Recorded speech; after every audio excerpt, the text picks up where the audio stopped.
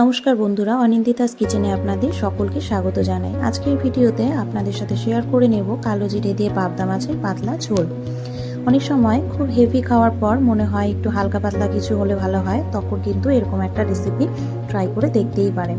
পাবদা মাছের ঝোল বানানোর জন্য আমি প্রথমে পাবদা মাছগুলোকে ভালো করে ধুয়ে নুন হলুদ মেখে রেখে দিয়েছি। আর ঝোলের জন্য নিয়ে নিয়েছি বেগুন কেটে এভাবে, আর আলুগুলোকে এভাবে টুকরো করে কেটে রেখেছি। এবারে একটা কড়াইয়ের মধ্যে আমি কিছুটা পরিমাণ সর্ষের তেল দিয়ে দেব। দিয়ে সর্ষের তেলের মধ্যে অল্প একটু নুন ছিটিয়ে দিচ্ছি, এতে করে মাছগুলো কড়াইয়ের গায়ে লেগে যাবে না। এবারে একে একে মাছগুলোকে আমি ভেজে তুলে নেব।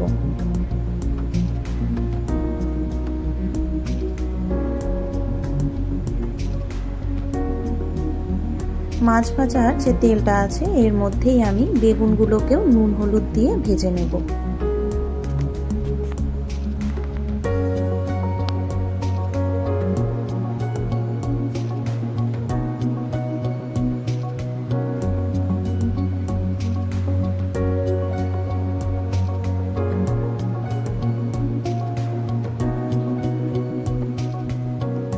বেগুনগুলো ভাজা হতে হতে আমি এই ঝোলের জন্য একটা মশলা বানিয়ে নিচ্ছি। এর জন্য একটা বাটিতে দিয়ে দিয়েছি 1 চামচ পরিমাণ নুন আর 1 চামচ পরিমাণ হলুদ গুঁড়ো, তার সাথে অল্প জল দিয়ে একটা পেস্ট বানিয়ে নেব।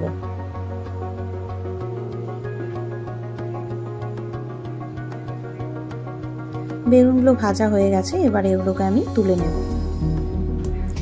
বেগুন ভাজা হয়ে যাওয়ার পর এখানে আমি এই আলুগুলোকেও ভেজে নেব। আলুগুলো ভাজা হয়ে গেছে, এবারে যে তেলটা আছে তার মধ্যে আমি দিয়ে দিচ্ছি 1/2 চামচ পরিমাণ কালো জিরে আর কটা চিড়ে নেওয়া কাঁচা লঙ্কা।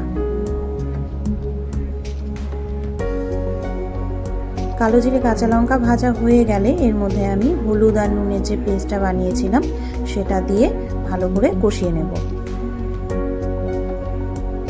নুন হলুদে জলটা যতক্ষণ না শুকিয়ে যায় ততক্ষণ ভালো করে কষিয়ে নিতে হবে। দেখুন জলটা একেবারেই শুকিয়ে গেছে, এবারে আমি এর মধ্যে জল দিয়ে দেব।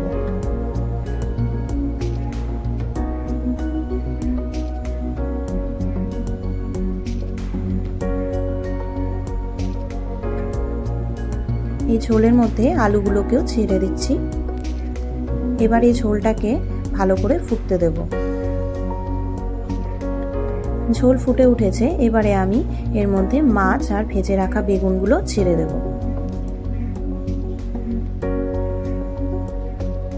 মাছ আর বেগুন দিয়ে ভালো করে ফুটে উঠলে রেডি হয়ে যাবে আজকের আমার রেসিপি পাবদা মাছের ঝোল। রেসিপিটা কেমন লাগলো কমেন্টে অবশ্যই জানাবেন। ধন্যবাদ।